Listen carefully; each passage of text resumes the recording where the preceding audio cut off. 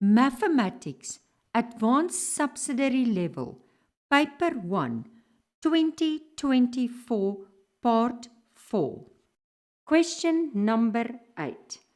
The two perpendicular lines AC and BD, can you see it's perpendicular, intersect at point M there. The coordinates of A, B, and C are given. Point D is a reflection of point B in the line AC. Find by calculation the coordinates of point D. Now, where will you find? This is coordinate geometry. So this is coordinate geometry. And you can look in the textbook y equals mx plus c on page 129, example 20 will help you. Okay. I think what makes this question a bit more challenging is that you have to do a few things before you will come to the answer. So the first thing is that we are going to do in our planning is we're going to find the equation of AC. And then we're going to find the equation of BD. And then we're going to solve it simultaneously to find the point M. And then as soon as because we know that this is a reflection, we know that this distance is the same, and then we will be able to find point D. So it's a few things before we can reach that point. So the first thing, equation AC. So equation AC, I have 2 points. So if I'm going to first find the gradient of that, okay, I prefer that you just not make unnecessary mistakes. I just call it. So let's make y2 minus y1 over x2 minus x1. And that's going to be 7 minus 2 over 9 minus negative 6. And that is going to be 7 minus 2. It's 5 over 15, which is 1/3. I just want to write it here on that line. Okay, so I think let's rather write it here, 1/3, so that you see it better. I just hope my space is going to be enough. Okay, so basically, then we go on. So if I'm going to substitute, I'm just going to say y is equal to 1/3 x plus c, and I'm going to just substitute any point. Now, what point did I take? I'm just going to take this point. Okay, so in the place of y, I put 2. In the place of x, I put negative 6 plus c. So 2 is equal to negative 2 plus c. So therefore, the value of c, if it's going over, what will that be? 4. So therefore, the equation AC is going to say AC, and it's going to be y equals 1/3 x plus 4. That's my equation. Now, let's go for equation BD. So equation BD. Okay, so again, I find the gradient of BD. Now, remember, there's a 90. So if this gradient was 1/3, then this is going to be, because it's perpendicular, -3. And now I'm going to substitute, I can just say perpendicular, but it's not necessary. Okay, but then it's y equals -3x plus c. And I substitute this point for x and y. So I put the 2 and I put the x. So 2 is equal to -12 plus c. So c, if it's going, is 14. So therefore, BD, let's just write down the equation, is going to be y equals -3x plus 14. Okay, and what did we say we are going to do then? To find that point M, we're going to solve them simultaneously. So solve AC and BD. simultaneously. So basically, I'm just going to say now, can I show you what parts I'm taking? Because I'm just going to put y equals y, so I'm going to put this is equal to this. So I'm going to say a third x plus 4 equals negative 3x plus 14. Okay, so it's going to be a third x plus 3x equals 14 minus 4. Okay, now be careful that you just, it's 3 plus a third. So what is it going to be? 3 and a third. I'm just going to keep to that fraction. Just make sure you could simplify. I don't know why when I worked it out, I just kept on coming to 1 and a third. But it's 3 full ones plus a third, so it's 3 and a third. Obvious. Okay, so then I'm going to divide by 3 and a third. And I divide by 3 and a third. So basically, it's going to be, if I want to do it here on this side, I just want to work with the fractions now. Now, 3 and a third is, it's going to be 10 over 3, so it's going to be 3 over 10. I'll just show you. And if it cancel out, so it's going to just be 3. So I'm going to get that the value of x will just be 3, okay? And then if I want to find the value of y, I just substitute it in any one. It doesn't matter what, which one. I just put the 3 there, plus the 14. And that's negative 9 plus 14. And that's going to be equal to 5. Okay, so I found now that that midpoint, so therefore, that midpoint is 3 and 5. Okay, now I'm going to use the midpoint formula. There's another way, well, but to find the midpoint formula, if I wanted to, let's just go back.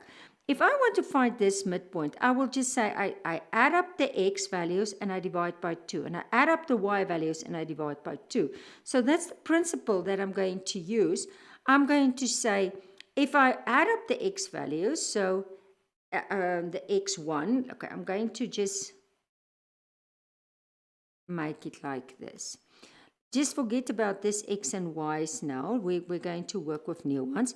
Let's make this x1 and this y1.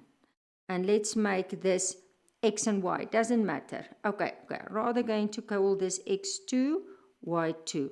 Okay, so basically for the midpoint, I just want to show you here, for the midpoint, we would have said x1 plus x2 divided by 2. That for the x value. But I have that is, okay, so if I substitute what I'm having now, I'm going to say, okay, what do I have? I have here, don't forget that your point here is 3 and 5 now. So I have x2. What is x2? That's 4. So I'm looking for x1. So I'm going to say x1 plus 4 over 2, or do it like this, is equal to 3. Do you see? So I'm going to say x1 is equal to 2 times 3 is 6. And then I subtract the 4. And what do I get then? I just get h2. And I do exactly the same with the y. So y1 plus y2 over 2 will be the midpoint. Okay. So therefore, what do I have? I don't have y1, but I have y2. Do you see? Oh, no, not where is y2? Let me just show you. y2 is 2.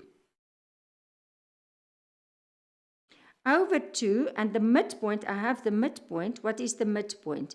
The midpoint, it's going to be equal to 5. And I do exactly the same. So I say y1 plus, okay, 2 times 5, put it over in, is equals, I just want to put here, equals 10 minus 2, and that will be equal to 8. So therefore, the value of D The value of D will be 2 and 8. I just want to show you, say for example, especially in this question, you didn't have enough, then just, or you maybe used incorrect, what they're saying in the exam report, then scratch, and then you say answer, go to additional page. You see additional page.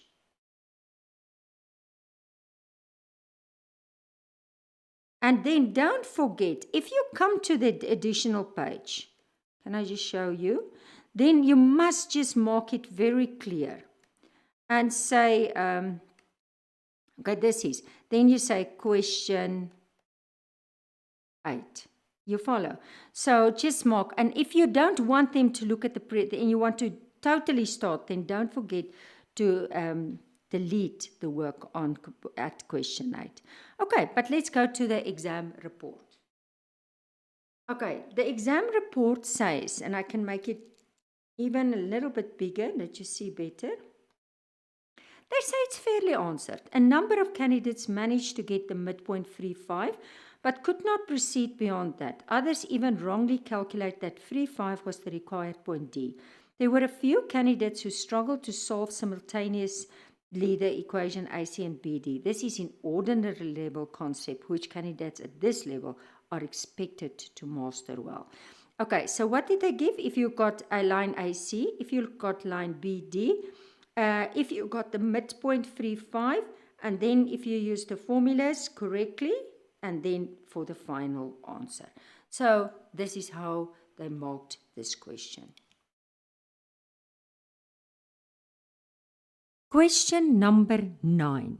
If you look at it, you will see two trigonometric graphs. You see gx is cos bx, and you see that this one there is fx equals a sin x. And then you will also see they gave it to you in degrees.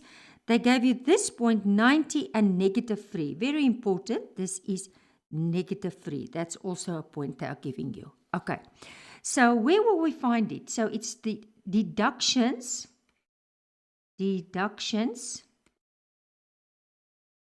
from trigonometric graphs. And you can look there in my y equals mx+c mathematics textbook, AS level, on page 166, example 16. But you can also look on page 161, and this is the general formula. I think I'm going to write it here for you. It's just going to be y is equal to a sin bx plus c. It stands there on this. So this a, it's just going to make it another color. This a is the amplitude. B is the period. And C is the vertical translation. Okay, keep that in mind. Now, start. The diagram shows the graphs of the two functions f and g from -9 to 180 degrees. The function f is given by the sin, and the function g is given by gx, is cos, where a, b, and c are constants. Points A and B are turning points on the graph of fx. So there's B. Let's just see. There is A. Okay. Find the value of A and B. Now, it's always good if you compare it to the original one. Now, what I'm going to do is I'm going to give you the original one, a sketch. Just the original sin and cos. Okay. So if you look at the original one, and you say, for example, the sin, y equals sin. Okay, I'm just going to make it roughly. So this is going to be y is equal to sin. Oh, let me just get that I in. Come on. Sin x. So this will be 180 and this will be 360. Very important. Okay, so keep that in mind. So if I look at the normal, y is equal to cos x It's again there. I just want to get the middle. So it's something like this then. Okay. And again, it's 360 and there will be in the middle 180. So compare it to this two. But now don't forget that this is 180. So it's basically just the half that they show you there. Now, if you look and you look at the sin, you say, okay, it is the half, but the problem, or not the problem, it is that this one is a it's a reflection in the x-axis. And if you look in the textbook, you will see then it's negative. So, but now also, don't forget, you have to look further. So it's going to be negative. This goes from 1 to negative 1. Okay? So basically, if you look at this graph, it goes to 3, to negative 3. Do you see there? So it is going to be y is equal, or let's make it fx. Okay, let's just start. So it's going to be fx. It's going to be negative, but instead of 1, because that's the amplitude, it's going to be negative 3 sin x. So compare it just with the original one. I think that is. So therefore, I can say that the value of a is negative 3. Okay. Then if I look at the next one, the gx. Okay. Now, if you look at again, let's compare it. So it starts there, and it starts at 1. Can you see? So it's definitely not that. But then I see, okay, it's making at 120. Do you see? It's making a complete wave. So if you say 360 and you divide it by 120, then what do you get? 3. Do you see? And that is the period. Okay. So the amplitude is 1. So it's going to be 1. Okay. So it's just going to be 1 cos, just like there. But there it's going to be 3x. So the value of b, so therefore the value of b is equal to 3. And that's your answer. Okay. Then they ask you the next question, write down the period of function f. Now, that is when is it making a complete wave? Now, it's there, it's half, so it will take another 180. So that is just going to be 360 degrees. Okay. The last question, I'm going to take a little bit time and I'm going to show you first an example or two, and then we're going to come back to this example. But let's just read it. Use the diagram to find the range of x values for which the product of this f and g is bigger than 0 in the interval. But this is very important that you notice that they just say from here to there. Okay, not the whole graph, only in that part, between that blue lines. Okay, but I'm going to take you to an example in my old higher level mathematics textbook. I'm first going to explain that, and then I'll take you to another source.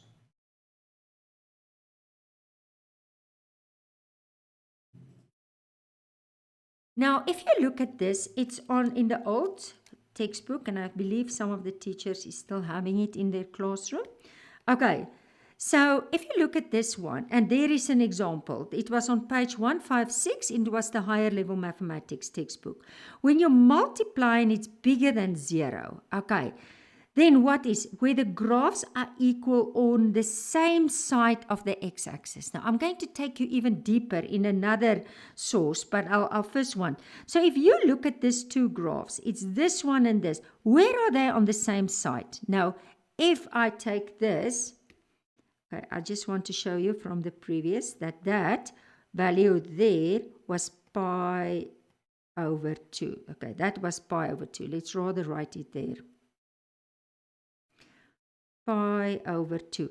Now, if you look there, you would have seen, okay, there was the one function. Okay, let's see, there was f. That was on top of the x-axis. And if you look at g, this was also on top of the x-axis. So where are they on the same side? They can either be at the bottom or either on the top. But there they are, one at the bottom and top. Then it's not. then it will be smaller than 0, but I'll show you now. Okay, so where are they on the same side? So x is bigger, and because there's an equal, you include the equal. So it's bigger than 0 and smaller and equal than pi over 2. So that is the first source that I want you to take to make that more the understanding.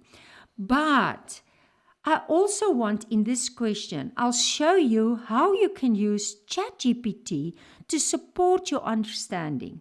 I want to emphasize that the textbook Y equals mx plus c, all the mathematics textbook, is written according to the Namibian curriculum, approved by NIET and fully evaluated by the Ministry of Education.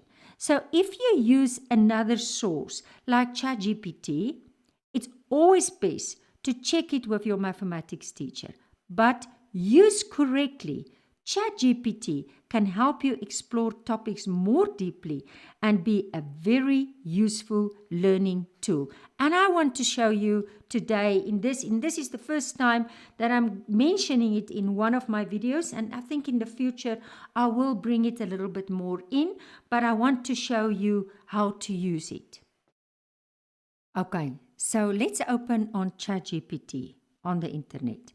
So I typed very fast, but it's so nice. He usually goes around your typing errors. So in trigonometric graphs, what must you do if they multiply the two functions and the result is bigger than 0? I think that's just quickly typed in. Okay, what he did, he rephrased it. So this is his answer. This is what I typed in yellow. So if you're told that two trigonometrical functions are multiplied and the result is greater than 0, like, he gives me an example, bigger than 0, then you are being asked to find where the product of the two functions is positive. I'll come to it, but if it's smaller than 0, then it's when it's negative. Okay, but now it's positive. To solve this, you need, and now it goes on. You identify the two trigonometric functions. For example, let's say you're given sin x and cos x is bigger than 0. Okay, so find where each function is positive and negative. Okay, now what I want you to do, I'm going to, because usually if you don't have a graph, you struggle to follow unless you find a picture. So what I did is I asked him further, show visually, because he asked, must I show visually? And I did. And now I have a sketch. So every time I will come, all that I did is because he was having a strange grid. He was having 100, 200, and we are used to the 180, the 90, that's where it cuts the x-axis, 270 and 360. I was drawing in just these yellow lines for me, and I also draw in the quadrants just to help me with the understanding. Okay, but let's go back. I'm going to compare it now to that graph. So sin x is bigger than 0 in quadrants 1 and 2. So let's see. Which one is the sin one? Can I show you where is the sin one? You can see it's the blue one.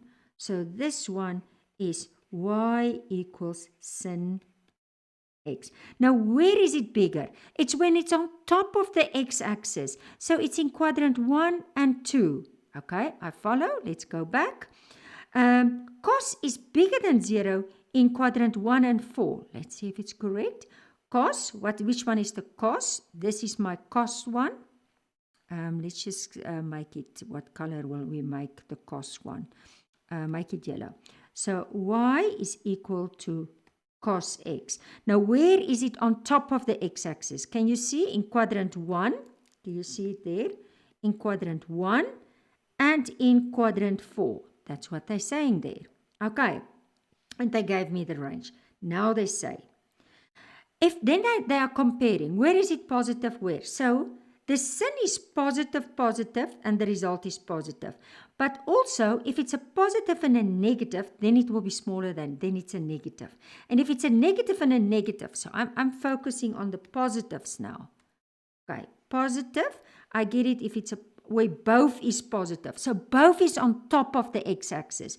Or also where both is at the bottom of the x-axis, both graphs. But if one is on top and one is at the bottom, then, and I'll show you now I asked this question, then it will not be bigger than 0. This is bigger than 0. Then it will just be smaller than 0, smaller, if they are on opposite sides of the x-axis. Okay, but I'll show you, I asked him. So now there is, say, determine when the product is positive. So you pick the intervals where both is positive, both graphs are on top, or both graphs are at the bottom. Okay, for example, okay, now if I look at the sketch, there is the answers he's giving me. So if I go, let's just put it in our way of writing it. Again, as I said, that's why it's good if you follow, the y equals mx textbook, because that's the way they expect it in the Namibian syllabus. So x is bigger than 0 and smaller than 90, we will now check, or where x is bigger than 180 and smaller than 270. That is where this one is bigger than 0. Now, let's go to the graph. So, let's see if that is correct. Let's just get my highlighter. Okay, so look at the blue and look at, so both is between 0 and 90. Do you see that? Okay, I want to just get a color like that color. Do you see there? Because then from there, the yellow or the orange one goes down. Okay, then they are not. Then one is on top and one is at the bottom. And now, oh, there you see. Then this one is at the bottom. And this one is also at the bottom. Did you see? And then, so what will be? It's where x, okay, let's just go, is bigger than 0 and smaller than 90, or where x is bigger than 180 and smaller than 270. And if you go back to the previous page, that's exactly what they gave me there. Okay, now, so then they just gave me the sketch. So I asked them, they gave it there again. Those are the intervals where both sin and cos are either positive or both negative. So the product is positive, bigger than 0. But I went further in ChatGPT. And that's the nice thing. I asked him a further question because that was now when the product is bigger than 0. When can I just go back? If they put an equal sign, if they put on the original one, before I go there, if they go to the original one and they are putting an equal sign there, then all that you do is then your answer will just be equal, equal, equal, equal, equal. Okay, but if there's no equal sign, then leave out the equal sign. Okay, and now I ask him further. I said, okay, ChatGPT, help me a little bit further. Okay. I said, and if they say the product is smaller than 0, okay, so that green graph that he was drawing there, that green graph is showing you the result of the two graphs. So if it's smaller than 0, then it's just where they're on opposite sides. Do you see? So where are they on opposite sides? So then it will just be, I'm going to take you back to the previous page. I think that is better. So if I take you back to the previous page, then look, that one, I want to get a highlighter. Okay, what color will I use? Oh, we can use blue. That one is on top. That one is at the bottom. Do you see? Opposite sides. And then that one is on top, that one is at the bottom. So if it's smaller, let's just get a better color. If it's smaller than 0, then the product, then it's going to be between 90 and 180, can you see? And between 270 and 360. Let's just get 90 and 180, 270 and 360. Okay, so then they have opposite, they have negative because they are on opposite sides of the x-axis. Okay, that was deeper your understanding, because now we can go to the question of the question paper. Okay, so we're back at the question paper. Now you understand what is that. And now you can just say, use the diagram to find the range of x values for which the product is bigger than 0. So what did we said is if both graphs are on top or both graphs are at the bottom.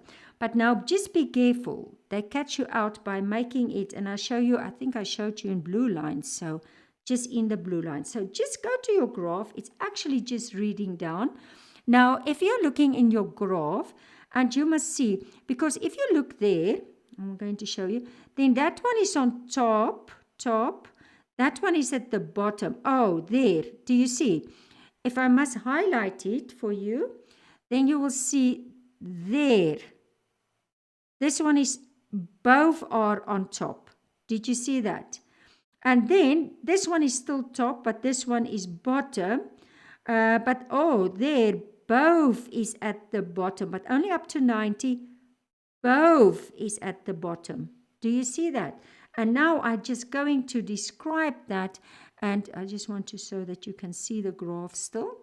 So I'm just going to say where x is bigger than negative 30 and smaller than 0 degrees, or where x is bigger than 30 degrees, do you see there, 30, and smaller than 90 degrees. Okay, and as I said, not a very difficult concept, but if you come across something that you just want to go a little bit deeper, then ChatGPT is a very useful tool, especially in methods. Okay, so on the exam report, they say poorly answered. A number of candidates gave the value of A as positive 3. Even those who initially got the values as negative 3 wrongly concluded that the amplitude cannot be negative and changed their final answer to positive 3, spoiling a correct answer. So it was just that 2, negative 3, and then the period was 3 for the other graph. Okay. Then moderately answered, common wrong answer seen as 180, but it should have been 360, easy question. This one was extremely poorly answered. Majority of candidates had no clue about what the question required them to do. Some did not even attempt the questions. Others multiplied the function, resulted with an inequality and tried to solve the inequality. But I showed you very nice, and I think if you ever come across this kind of question again, just remember what I told you. If the product of the two functions is bigger, let me just say, bigger than 0, then it means both, where both graphs are either on top or either at the bottom. And when it's smaller than 0, then it's when one is on top and the other one is at the bottom of the x-axis. And if you see that they have an equal, you also included an equal in the answer.